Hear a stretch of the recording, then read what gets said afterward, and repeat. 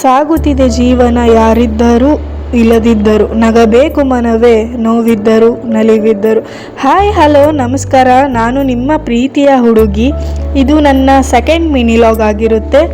ಇವತ್ತು ಬೆಳಗ್ಗೆ ಬೇಗ ಎದ್ದು 4:30ಗೆ ಹಿಂಗೆ ಎದ್ದು ಫ್ರೆಶ್ ಅಪ್ ಆಗಿ ನಮ್ಮ ಸಂಸ್ಕೃತಿನ ಮರೆಯೋಕ್ಕಾಗಲ್ಲ, ವಿಭೂತಿ ಎಲ್ಲ ಹಚ್ಕೊಂಡು ಒಂದು ಗ್ಲಾಸ್ ಜೀರಾ ವಾಟರ್ ಕುಡಿದು ನೆಕ್ಸ್ಟ್ ಸ್ವಲ್ಪ ಟೈಮೆಲ್ಲ ನೋಡಿಕೊಂಡು ವಾಕ್ ಮಾಡಿಕೊಂಡು ಟೀ ಕಾಸಿದ್ದೆ, ಟೀ ಕುಡಿದ್ಬಿಟ್ಟು ಆಮೇಲೆ ರೆಡಿ ಆದೆ. ಯಾಕಂದರೆ ನಾನು ಬೇಗ ಹೋಗಬೇಕು.